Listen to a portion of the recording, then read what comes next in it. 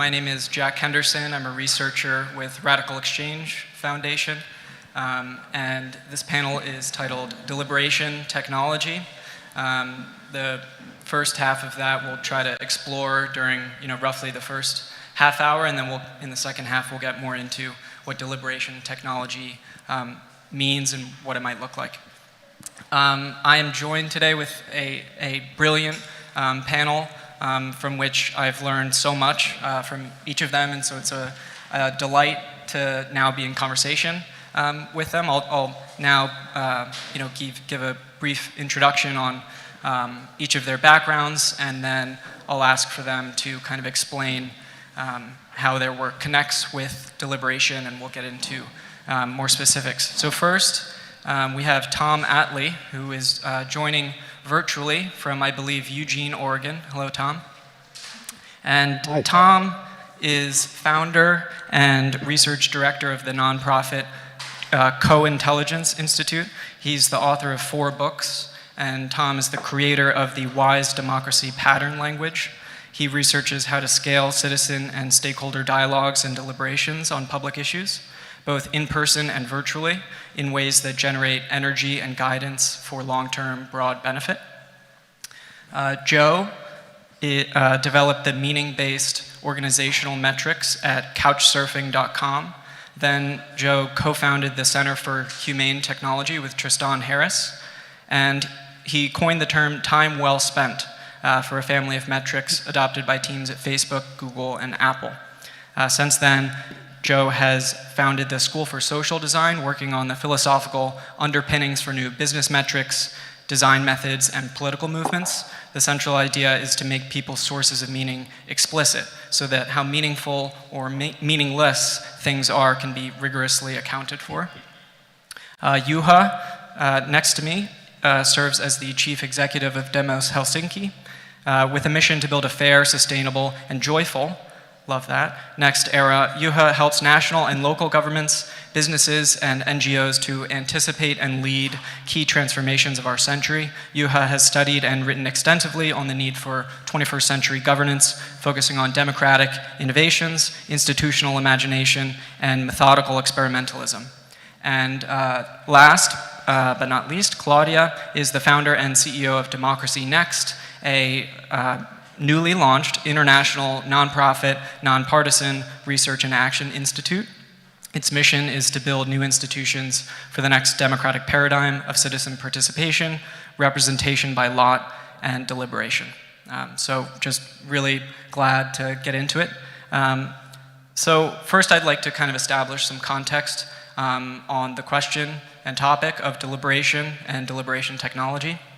So, and I think it fits well with the last panel, which kind of motivated the need for, especially in European context, the European Union, really finding innovative ways to broaden and deepen the democratic bandwidth or bit rate, get more information from the broad public, everyone, network users, as Pooja would put it, to participate in the shared institutions and networks that we're all part of.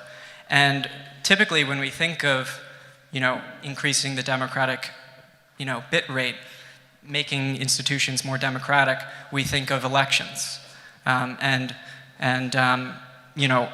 elections, with that conception of democracy is about showing up to the ballot and voting, whether it's on candidates or referenda. And while I think voting and elections are an essential part of democracy, our work at Radical Exchange, we spend a lot of time on what's been mentioned, quadratic voting, which is a new way to basically harness our collective intelligence and kind of help us make better collective decisions.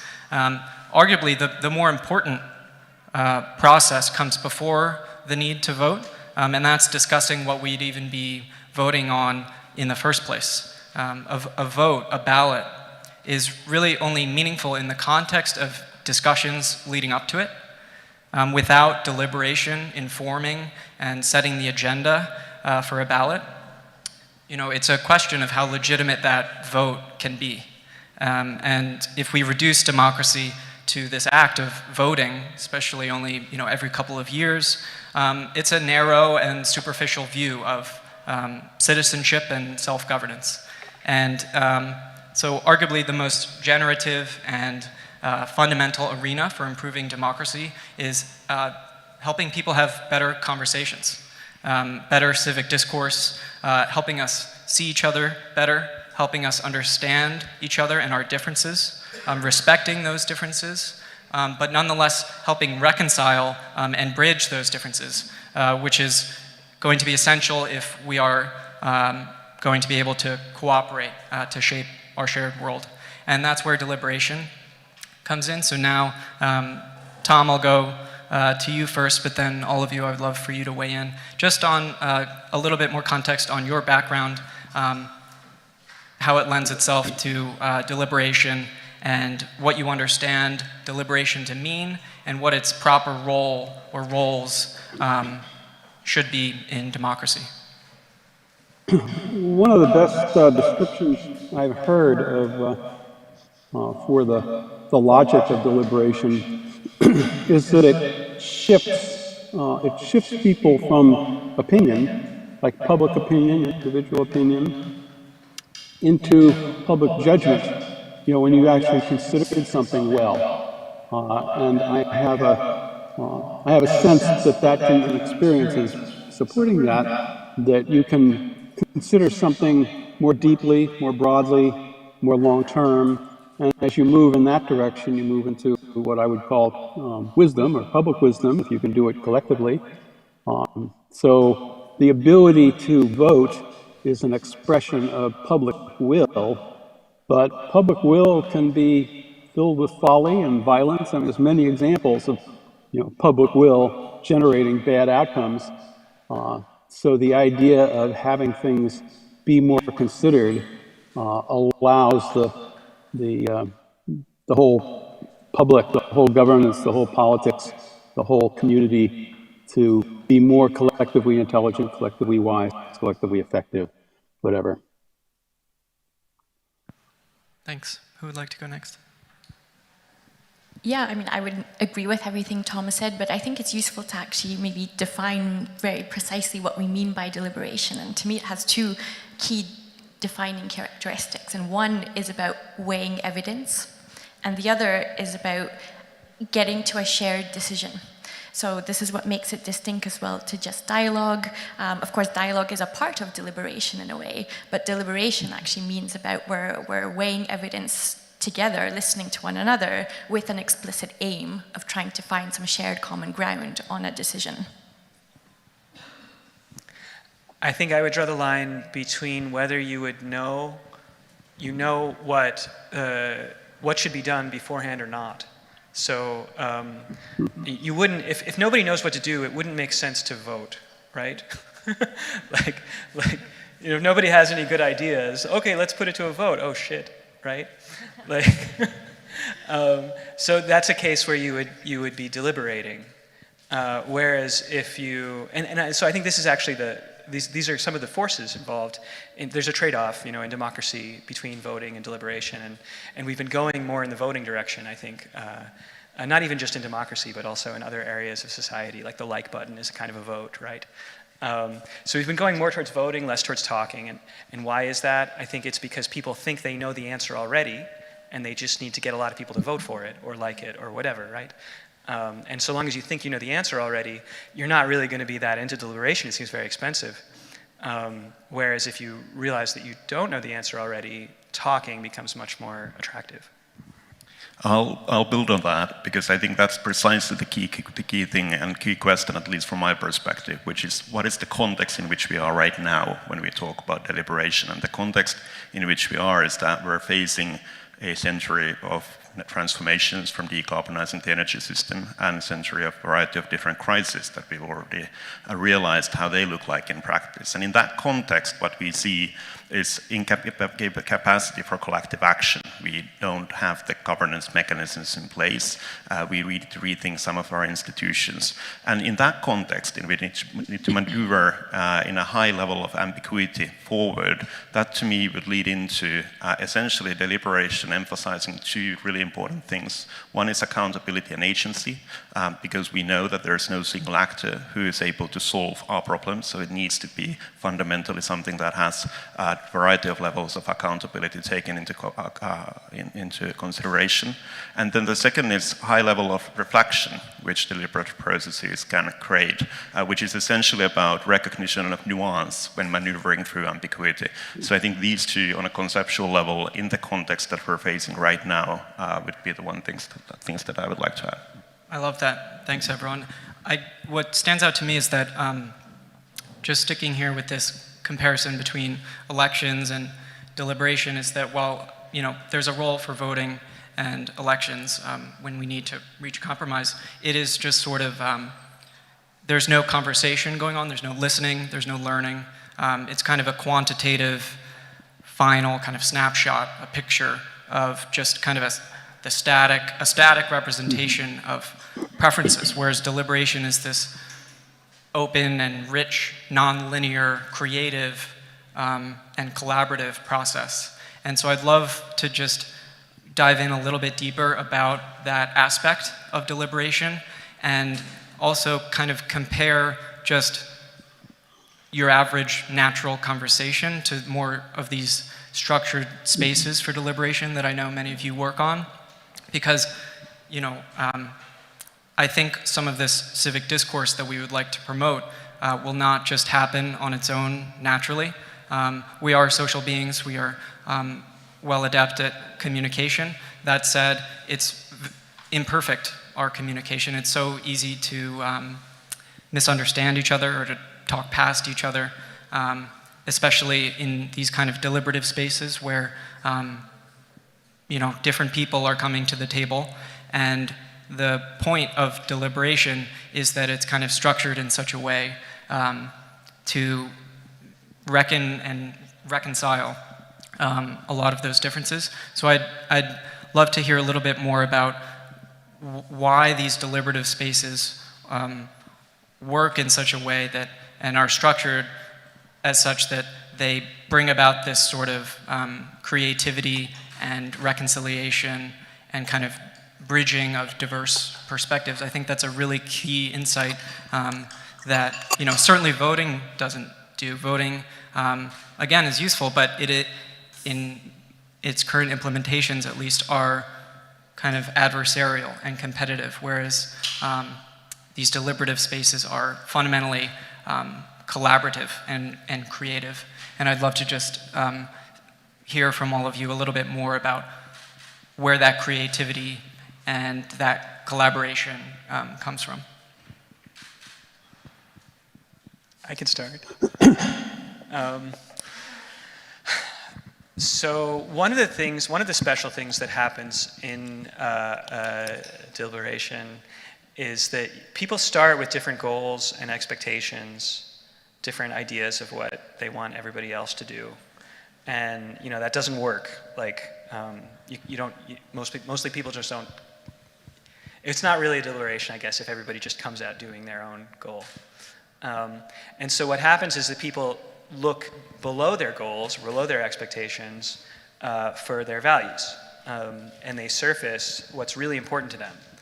And then they find new compromises based on that. So they're like, oh, actually, this exact proposal is not what's important to me, but this underlying value is important to me. Somebody else recognizes that underlying value. They're like, oh, what if we do this other arrangement that supports both of our values and so on. So this is hard work, like finding the values beneath our goals. It takes time, it takes introspection, like you said. Often we need to help each other in doing this. And that's one of the differences with voting. Like, I think that the best spaces for deliberation are, A, they help people do that introspection, so people help each other introspect. And people are with each other. Like they're, like in voting, everybody's in their own little voting booth or whatever, they're with the checkbox on their own. Right? And in deliberative spaces, the ones that work best, people, at least for the duration of the deliberation, are like, okay, we're here to try to get somewhere. I think in the US, jury duty does this very well, where these 12 jurors are stuck together. They have to like report something to a judge. They can't leave until there's a verdict. Like, there's all of these structural supports that make it so they're like, okay, we're in this together. We have to surface what's important. Yeah, that's I think the magic. Can I jump in? Yeah, I think it's a really good question, and it's important to emphasize the fact that deliberation just doesn't magically happen on its own, that there's actually a lot of design details that need to be in place to create a deliberative space. And so, I mean, before I was at DemocracyNext, I was at the OECD, where on the basis of looking at 600 different examples of citizens' assemblies, which are a form of deliberative process that have taken place, we developed sort of standards for good practice principles for what sort of design elements need to be in place for a deliberation to actually be, on the one hand, effective, so resulting in some shared recommendations, but also on the other hand, done in a way that is democratic and can lead to a sense of legitimacy around this shared set of proposals and outcomes. So, I mean, just to emphasize a bit some of the things you mentioned, you know, deliberation is something that takes time. So on average, these 600 citizens' assemblies, each one of them takes around 40 hours, sometimes more. So that's multiple days of people coming together, and in between those days, reading things, watching videos, grappling with the evidence and the complexity of the issues that they're trying to deliberate on together. It requires actually some evidence and expertise. So again, if we're talking here in the context of democracy and politics, you're not going to ask a group of people what they think about how do we reduce greenhouse gas emissions by 40% by 2030, without them having a chance to actually engage with a lot of some more technical information about that. And then it also requires some skilled facilitation. So again, it's deliberation also needs to have some way, especially when you're bringing in a diversity of people together, to create a space where everybody actually is able to come into a conversation equally and feels comfortable doing so. And perhaps actually jumping just one step back to add one thing, because I really like that you mentioned values.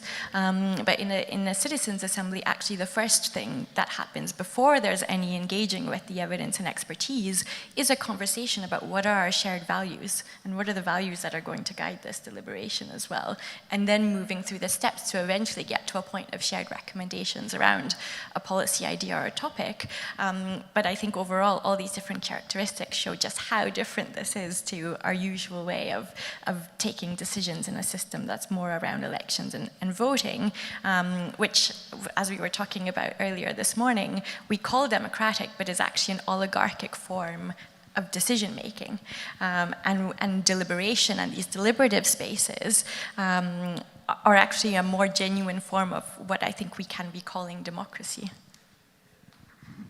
Perhaps, well, as you've heard, and in the panelists as well, there are very, very talented designers of such processes, which requires a high level of granularity, ranging from recognition of psychological biases to designing the actual physical space. But the thing that I would want to emphasize here is that I think we need to also explore what are, in a way, the artifacts of deliberative processes and deliberative democracy.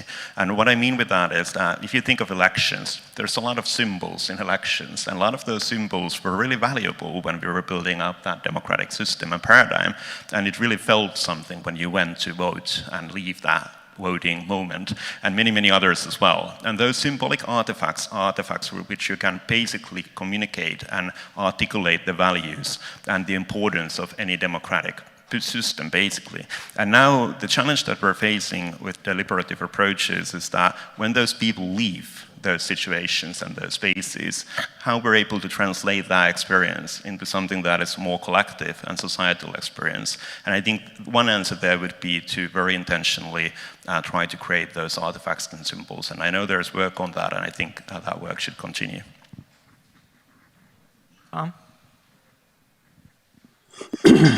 Yeah, a number of things. I'd like to expand on the delving into values. I think of values as one of a number of things that underlie the various positions that we take that often make us so different and that make it difficult to come to policy agreements. The things that motivate us, and two other things that are in that realm are the people's needs and their stories. We are trying to satisfy our needs in various ways, as well as manifest and act on our values. And people's stories, what happened to them in their lives, can often be accessed. And you can't disagree with somebody's story, it's just a story. And it explains why you're coming from where you're coming, and people can identify with that. And there's many examples of people sharing the stories that they have that are underlying what they're feeling and how they're responding.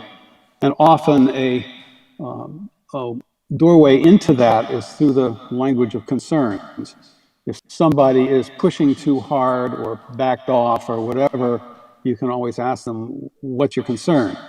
And have that be a legitimate thing, even if they're disrupting the group. It's like, what's your concern? Tell me what your concern is.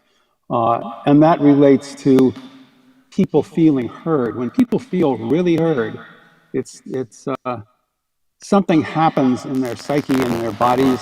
They don't have to push, they don't have to withdraw.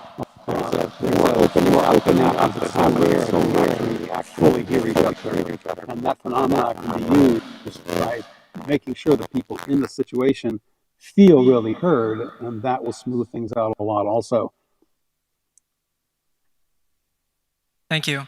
Yeah, I think one thing that you were hinting at there that I would like to unpack a bit more, and what Claudia was saying about the necessary skills of facilitation that go into a healthy deliberation are something that I would like to explore a little bit more, because first, Tom, I think I would love to hear from you about why you think that concerns are have insight to them, why they're valuable, why we should value them and lean into them in a healthy deliberation. And it seems like that is one important role of a facilitator. And then I'd also like to expand it a little bit more to think about tapping into those concerns. What are the other things that a facilitator does that requires attention and intention and skill to help facilitate group deliberation?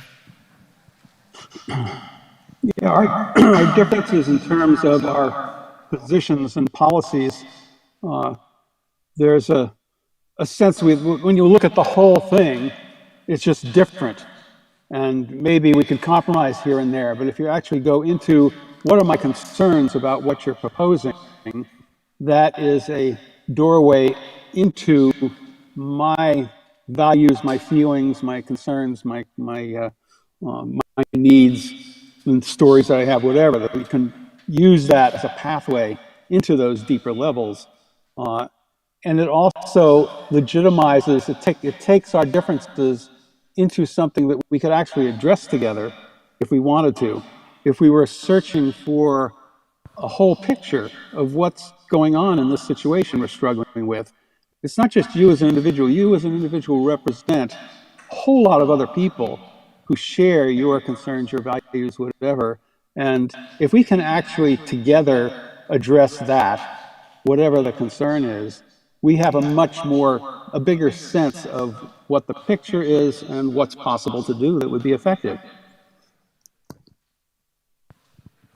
I like that, and I like the idea of stories here and how that's a key component of making sure people feel heard.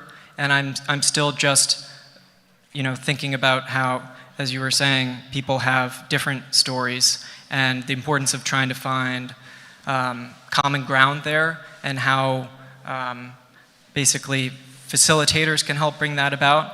And then also kind of doubling down on this idea of concern as kind of, and more broadly, just disagreement or critique, diversity, pluralism, how those things are kind of creative energies that can be harnessed by facilitators, and then also which stories are being brought to the table, basically who is coming to the conversation. And so thinking about kind of the construction of that deliberation, who comes to the table in a citizens' assembly. I guess, first I don't want to go too far ahead here. I can pause there and see if people want to build on that idea of kind of diversity, disagreement as creative energy. And then Claudia, I would like to get a little bit more into citizens' assemblies, how those things are constructed and so forth.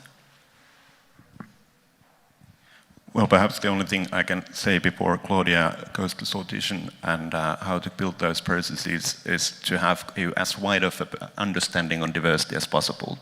Because in many ways, the challenges that we're facing when discussing our collective problems are challenges in which the perceptions of realities are really far from each other. And that's, of course, a really, really difficult facilitation question, because it's really hard for you to empirically get that visible in a way.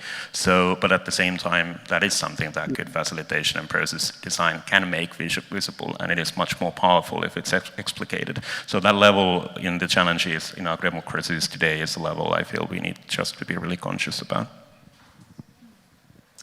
Yeah, I mean, I definitely agree with that, and I suppose actually, yeah, this is a good moment to define a little bit what we're talking about with citizens' assemblies, because we've used that term a little bit without explaining it too. But here, when we're talking about citizens' assemblies in the context of this conversation, in the context of democracy and policy making, we're talking about processes where people are selected by a process of sortition, which is a technical term for random selection, so by a lottery process. And usually this means that there's a very, very large number of invitations that get sent out at first. Usually something around 30,000 people get invited to be part of a citizens' assembly.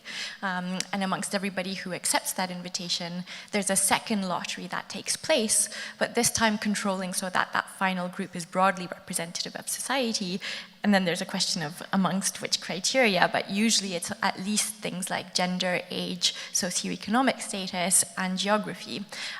So there's a constituting of a broadly representative group of people who are tasked with solving a complex policy issue that's facing the community. And they're given the time and the resources to be able to listen to experts, listen to stakeholders, grapple with that information, listen to one another, and share each other's stories. And then do that really hard work of finding, okay, where do we have common ground on the proposals for how we want to deal with this issue together? And that doesn't mean that 100% of people will 100% agree with everything that comes out of it, because, I mean, that's just not possible, nor I would even argue desirable if we value pluralism in a democracy. But at the same time, when we live in a shared community, whether that's a locally or nationally or otherwise, we need to figure out collectively, what do we want to do about something together? And so in citizens' assemblies, usually there's an aim to find at least 75 to 80% consensus around a recommendation for it to become adopted by the group as a proposal that we work towards. And so the benefit of using sortition to convene a group of people has a few benefits. One is the fact that it's actually the classical democratic way of constituting a governing body. So today we've come to really associate democracy with elections, but actually that's a very recent association between those two concepts. And for a very, very long time in history, democracy has been associated with convening people through sortition and through lottery to come together to make decisions together. So there's a democratic form because it recognizes that everybody actually has the agency and the dignity and the capacity of being able to be involved in shaping the decisions that are affecting their lives. So technically everybody has an equal chance of being selected to be part of a citizens' assembly in the ideal. And then the second aspect, though, is that it helps lead to better decisions. So it creates the conditions, actually, to bring together a cognitive diversity of perspectives, which so much research from different fields, from psychology to political science to business and otherwise, have shown that having that diversity in and of itself tends to lead to much better decisions. So it's not only more democratic, we also get to better decisions on which, quite often, these citizens' assemblies are, at the moment anyways, dealing with issues where politicians are also politically stuck. So I think I'll leave it there as an intro to some of these ideas. I might add some kind of, I'm not anti-citizen assemblies, but I'm going to paint another side. That's not voting. So, citizen assemblies, only a few people end up getting picked, and they need a facilitator, and there's a lot of time investment. And one of the appeals of voting is that it's kind of like systematically facilitated. It can be done in software. Everybody can do it, and it's very little time investment. So what if there's something in between? And there is, like probably some of you know about Polis. Polis is something that's kind of half and half. You upvote little snippets of text, but you can also add a snippet of text. I don't like Polis that much. I mean, I think it's good because it shows an area in which we've underinvested, which is systems that lots and lots of people, everybody could conceivably participate in, and where there's not the intense time investment of a citizen assembly, and where you can hear, there's a huge advantage of everyone participating, which is that you can get information from everyone, right? This is like anybody might know, have some special expertise, some special opinion, right? So if you can somehow get information from everybody, this is fabulous. And I have the feeling that in the next 3 years, successors to Polis will appear that use ML, large language models, things like that, to help people do this introspection, to help people separate their values from their goals and expectations and policy preferences, stuff like that, and to do it at a very large scale in massive conversations, and that this will be a really new thing, and that this is the future of democracy. Can I come back on that? Yeah, of course. Sorry, I don't want to dominate the conversation, but I just really disagree with the kind of vision of even what is the ideal, in the sense of, I don't think everybody can or should or wants to participate in everything all the time. And sortition creates the conditions for people to be able to take turns representing others and being represented. And that doesn't mean that it shouldn't be in connection perhaps with some moments where there is this broader participation when it's really needed. But I just feel like there's a lot of research also that shows that there's a huge bias in who participates in these sort of open participatory things, which there's a noble intention with saying, yes, everybody should be able to have a voice and have a say, but actually we have years of research which shows that it tends to be men, people who are well educated, people who are well off, people who are more urban. And so in some ways it's amplifying the voices of the most privileged. And of course there's design details to improve that and other things, but at the end of the day, it's not actually solving, I think, some of the challenges that we face with how we're taking democratic decisions today. Just so from my perspective, like where we are is in a very specific phase in a journey, essentially, and that phase during which we innovate and come up with these new methodologies in the upcoming years and decades is a phase that should also reflect the ideals of democracy, so imagination, debate, and experimentation. And then at some point we set down on some model and some approaches. So in a way I see this as part of the necessary part of the journey that we should celebrate, and also hope that we celebrate the debates and tensions with it.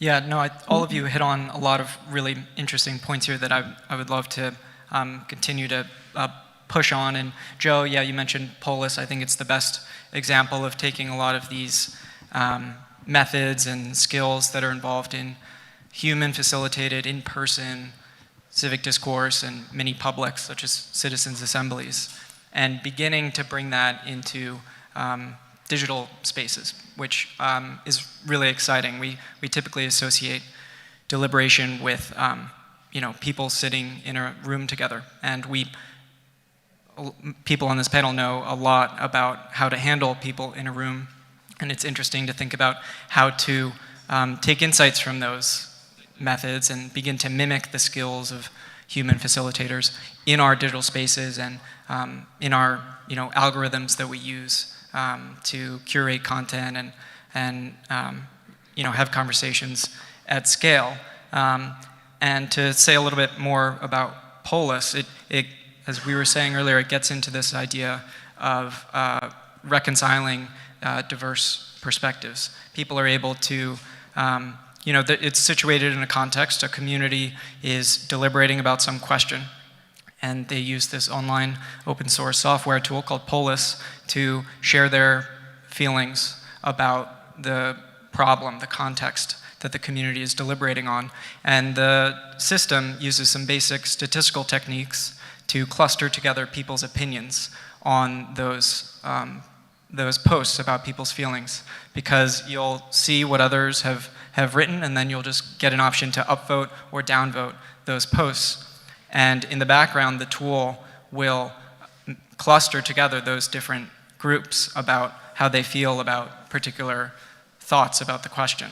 And so that, in a way, moves towards this direction that a facilitator would do in an in-person deliberation, where it recognizes the different viewpoints that are coming to the table.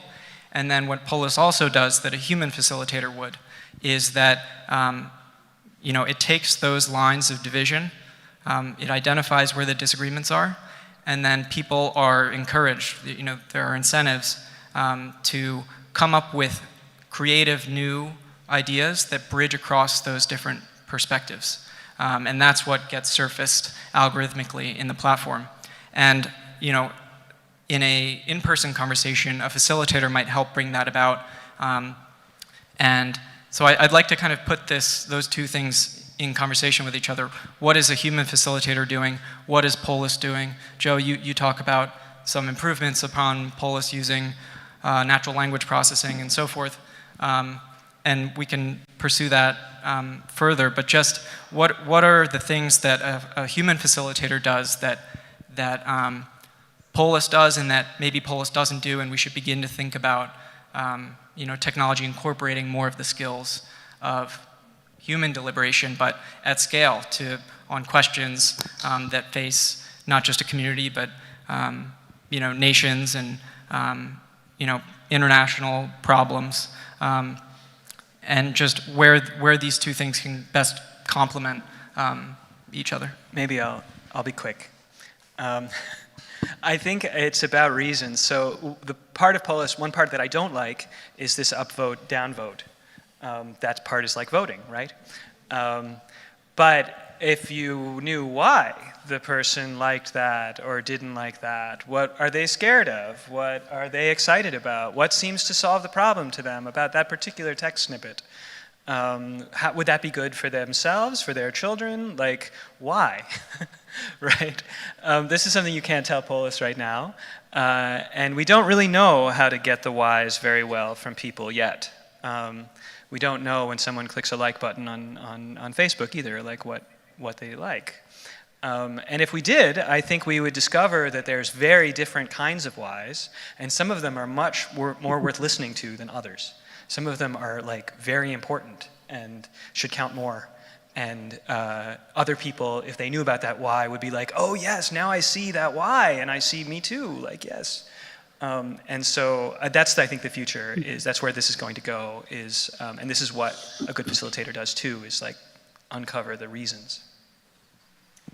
Yeah, indeed. And I think actually Polis is often described or talked about as a deliberation tool, but I would argue that it's not actually very deliberative, and it relates to what you're talking about now, because, I mean, even in the language you use to talk about it, it collates people's opinions about things, whereas in a deliberation, it's also about weighing evidence and going through quite a long learning phase, usually, to better understand the depth and the complexity of an issue, a breadth of different perspectives on it, and then having a phase where people talk about it, but not just saying, yes, I agree or not, but really needing to justify why they believe something. And it doesn't necessarily mean that they have to change their mind. It may mean they have a much stronger, actually in-depth understanding of why they even believe something. So it's not necessarily about getting to convince people or otherwise, but that phase of actually learning, of listening to others, of justifying why you believe something. I think that at the moment we don't really have that in any of the sort of purely digital or at least text-based tools. We've seen technology used to facilitate people deliberating, like through video and through actual conversations and so on. But I'm yet to see it actually being done really well in a purely text-based format. Now, that's not to say we might not use that as a complement or use those inputs to be feeding a deliberation, but I don't think it's actually very deliberative as a tool in the way that it's designed. So I'll follow up directly on that because, sorry, Tom, do you want to go? Yeah, I'd like to point out the people who created Polis did not create it to make decisions. They created it as input into conversations. So there's a sense in which this is another form of evidence. to use that language, that deliberative language, and also to handle the Claudia's concerns about the kinds of people who would use such a platform. There have been efforts to take tablets out into communities that would not normally respond and actually sit with people and help them put input into the Polis system. So there's lots of ways to humanize the engagement, and Polis is not the answer. I think there's ways, as Joe was suggesting, it could make it move closer, or things like it move closer and closer to being an answer. But right now, we totally need the nuance that's capable of happening in well-facilitated conversation to deal with what shows up in things like Polis. Okay. And what do you think are some of the things that would complement Polis? I totally agree with the idea that Polis has limits, and that any technology is going to have limits, and it's important to understand those boundaries. And I like the idea of bringing the technology, such as Polis, to a community, and they can kind of shape it to their needs and what they need it for.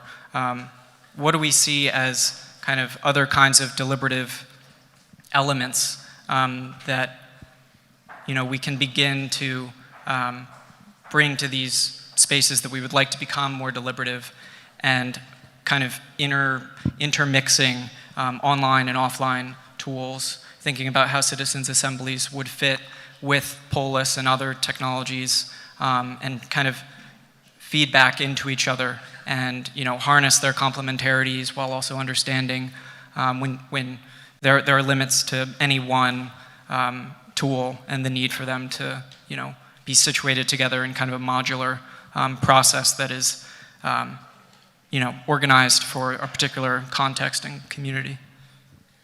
So perhaps two notes on that. One is a very, very apparent one, which is that the risk I see is that we take shortcuts with some of the technologies in which we lose the exact value of deliberative processes, which is in reflection, which is about unraveling, uncovering, discussing, and debating.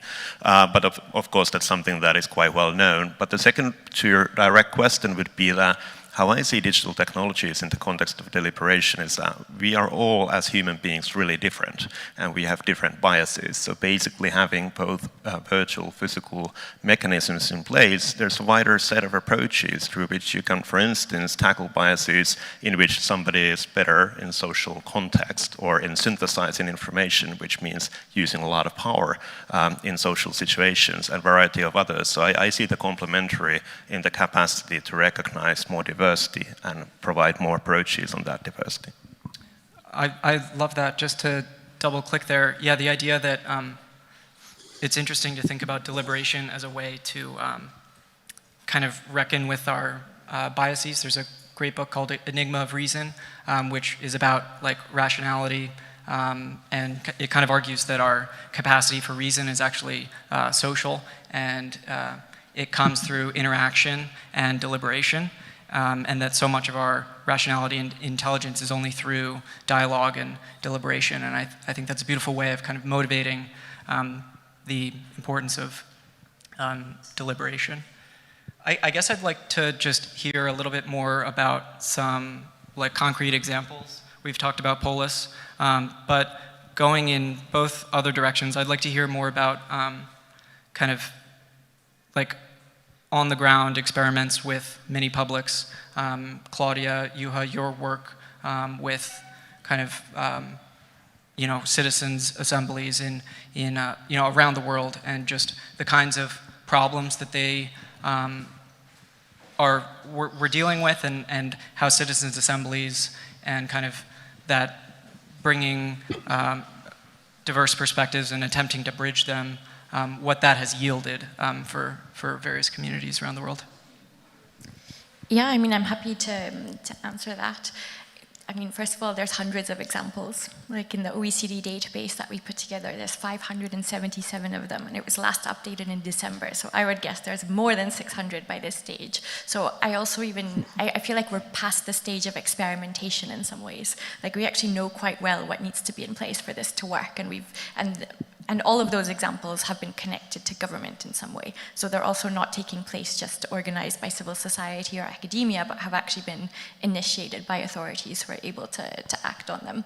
And I mean, I mentioned a few examples this morning, but they've really ranged from tackling issues from 30-year infrastructure investment plans, how to develop them. In the city of Melbourne, there was a challenge about closing a $900 million budget hole and developing the city's next 10-year, $5 billion plan. That was done with a citizens' assembly. In Ireland, some of the most well-known examples, even though there's been a decade of citizens' assemblies on many, many topics, but they've dealt with 4 different constitutional questions, all of which have gone to referendums on blasphemy, divorce, same-sex marriage, and abortion.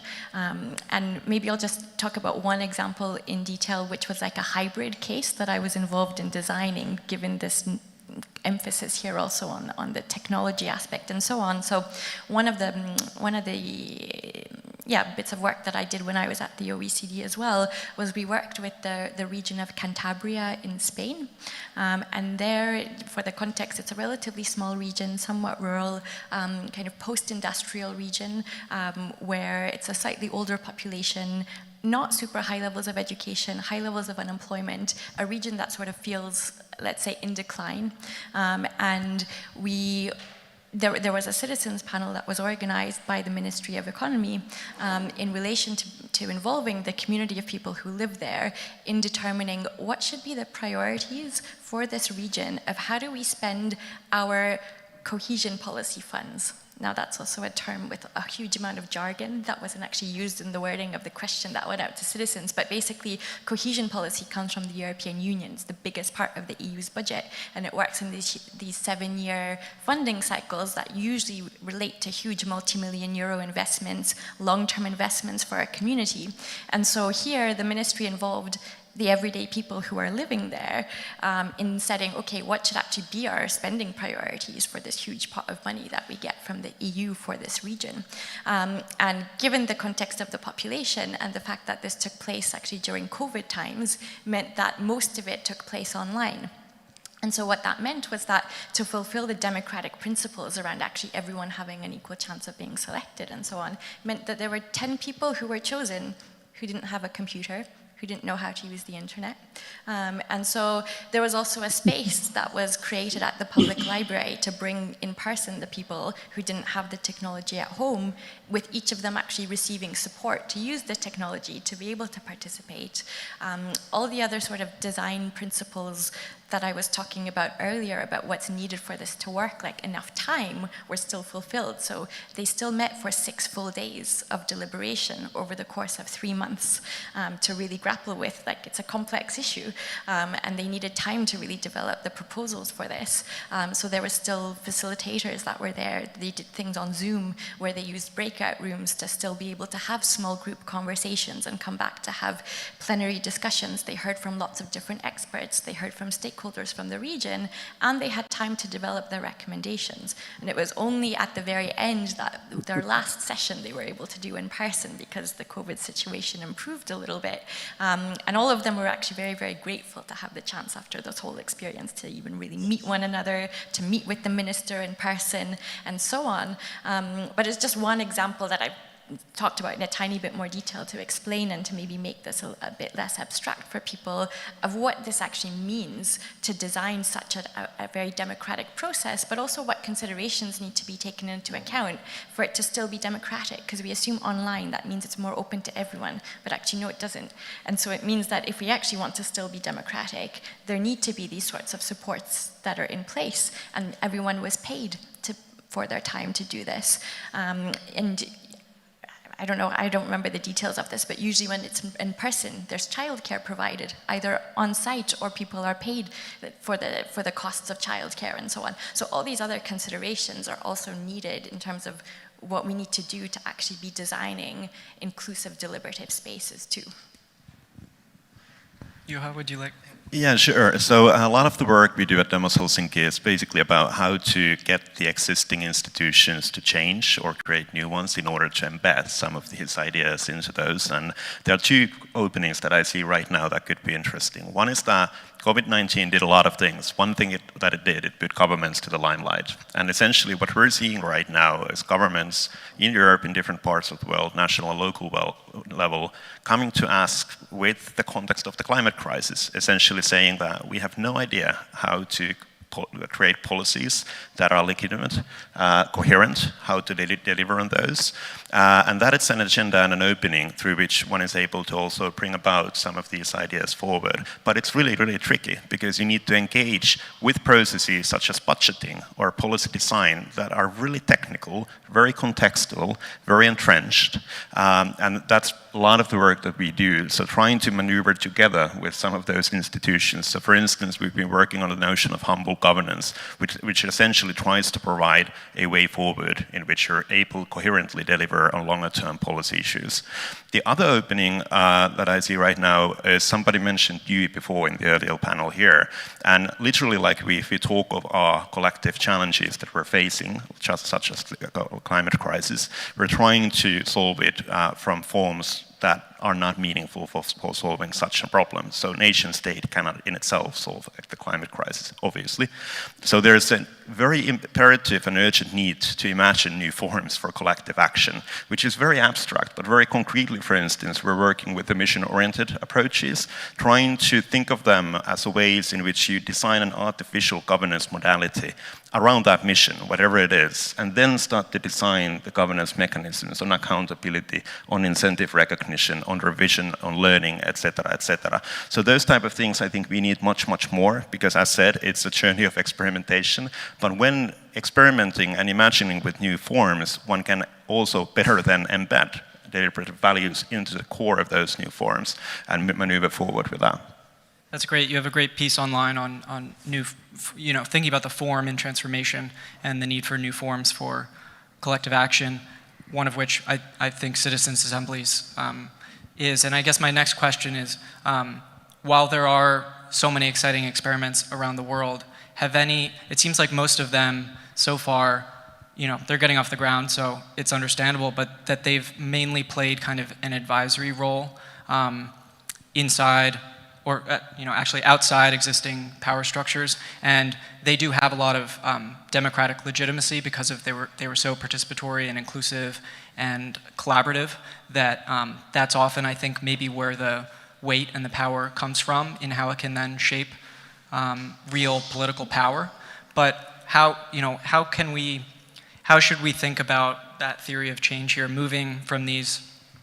They're beyond experiments, as you've said now, but how can we push it even further so that these citizens' assemblies and so forth can, come to shape a new democratic future? Can I say something that no one will like? Please. Yeah.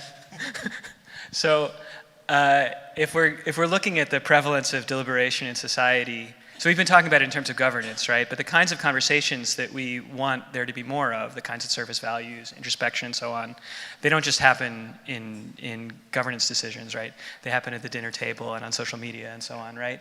And so you have to look at the whole thing, like which way is all of society's communication going, not which way is governance decision communication going, right? And I would say that it's going very strongly the wrong way. Even if you have some success with citizen assemblies and governance in one corner over here, overall, things are going towards, let's call voting just a kind of atomic mechanism, right? So the market would be another kind of atomic mechanism, like buttons and virality would be another kind of atomic mechanism, right? Things are headed really fast and really strongly towards these atomic mechanisms away from, discursive, whatever. And so I would say that if you wanted to have a theory of change, you would have to address that, not experiments in governance. Well, I don't know if anybody disagrees with that or doesn't like that. I very much agree with everything you just said, actually, and I think this is very much related to the question you posed and the way you asked it, because at the moment, we've been doing these one-off citizens' assemblies, and they are just advisory, and that's part of the problem. And in terms of actually wanting to have the fuller scale change, I think that's where we need to be institutionalizing and also transferring power, but also thinking about how do we actually incorporate these governance mechanisms that use sortition and deliberation, though, in all sorts of other institutions in our societies. So in our schools, in our workplaces, in our universities, in our banks, other public institutions, because I think that's also where a lot of daily decisions that affect our lives take place. And I think where we see some interesting potential is in some of these initial moves, though, to be creating new institutions and not just these one-off processes. So this morning I mentioned two examples, one in Ostbelgien, which is the German-speaking community of Belgium, where they've essentially set up the world's first second chamber with people selected by lottery. And this has inspired the city of Paris to now establish the Permanent Citizens' Assembly. But there's another really interesting example which will become public in about 2-3 weeks, but it's linked to climate, where there's a European capital city which I worked with a few other experts and other organizations to design a permanent model of citizen deliberation on climate-related decisions that gets incorporated, though, into the institutional framework of how those decisions are made. Because actually, a lot of the decisions are already taken at the international level at COP. Then there's the EU level framework for how to implement them, then the national level. But actually, a lot of the really tricky decisions around how do we actually then implement things, like how do we make sure that within the next 3 years every single home in this city will be insulated, is actually a really hard and very political question. And so having citizen deliberation actually ongoing with a permanent citizens assembly of 100 people from this city, always working on at least 3 different of these kind of how questions, as well as having a mechanism for involving people in times of climate-related crisis like flooding, to make sure it's not just top-down decisions taken, I think is already one move of moving in that direction, because I think the scale of change or the pace of change isn't happening also fast enough with these one-off approaches too. Mm-hmm. Yeah, I think all of that is so exciting, and you know, to speak to another exciting development in another sphere of power for, you know, discourse, which is Twitter. Twitter's recently released a exciting new feature called Birdwatch, which gets to some of this bridging that we were talking about, but for adding context to posts that people view.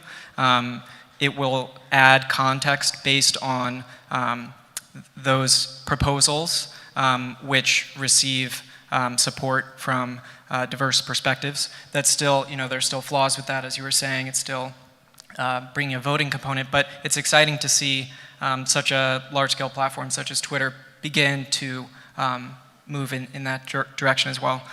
Tom, you raised your hand, and you know, we only have a couple minutes left, so you and then Juha, if you have final words. But you know, Tom, you've been in this space for you know, longer than I've been alive, I think.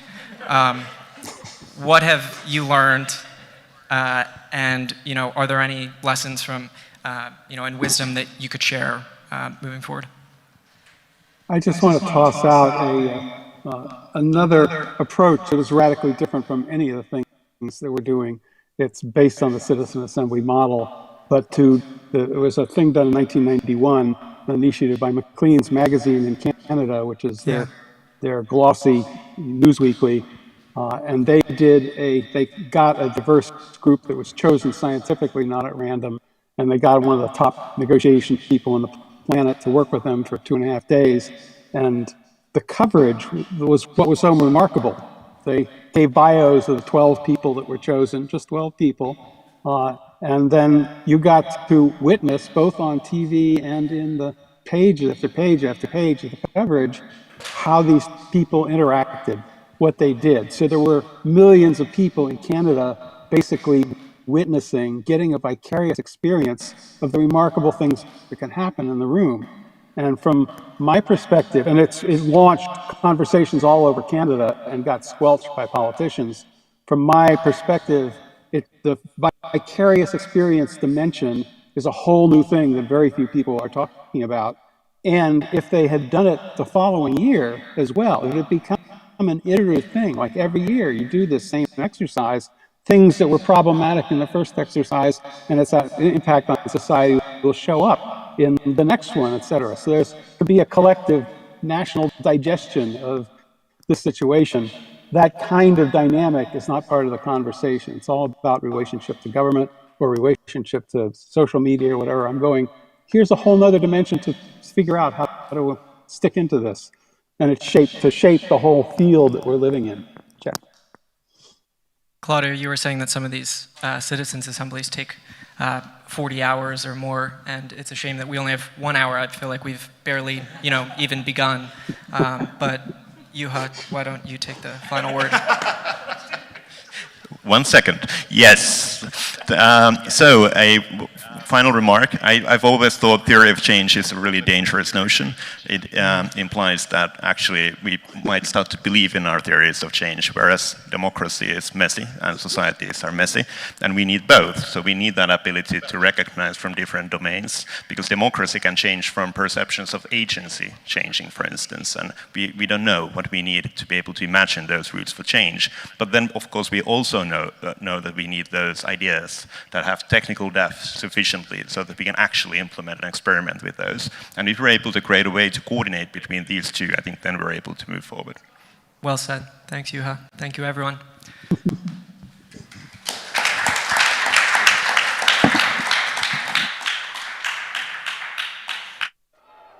It's not always easy to recognize.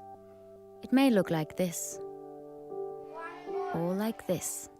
It may be a burden, but it is a responsibility that we embrace nonetheless. But if it means this for one person and this for someone else, maybe it ultimately means being there for one another. It isn't handed to us, but we know where to find it and how it feels, how it tastes, and what it sounds like when we finally have it.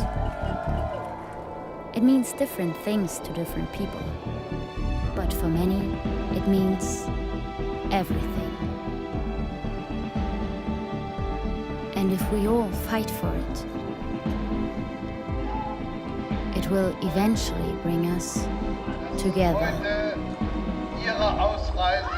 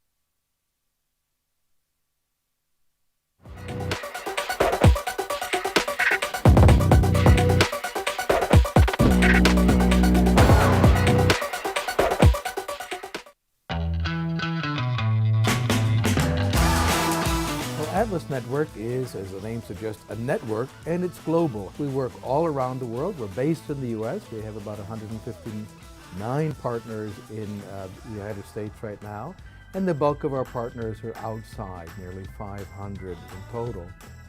Atlas Network, it connects people from all over the world, defending the idea of human dignity, defending human rights and personal liberties. Atlas Network is focusing on, I think, the most important and moral cause in the entire world. We partner with local innovators, local leaders who understand conditions on the ground in communities facing real challenges. We look at the people from the worldwide freedom movement that are passionate, are ready to make a difference, understand local conditions, and we invest in them. At Atlas Network, we unleash individual ingenuity to enrich humanity. The United States does not have a lock on the idea of freedom and liberty. Those ideas are beyond borders. One of the main goals of Atlas Network is to eradicate poverty around the world, and we do that by investing millions of dollars in our partners' work every year.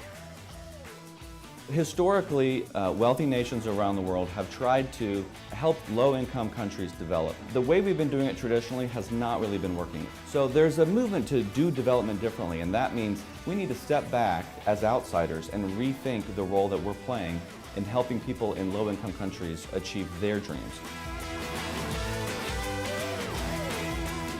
We want to make the world a better place. We want to make the world a freer world. All of us want to leave a legacy and be part of something big to make a better world. This is exactly the work of Atlas Network. With our growing number of hundreds of successful partners, we're stronger than ever. Changing the world. Changing the world. Changing the world starts together with us.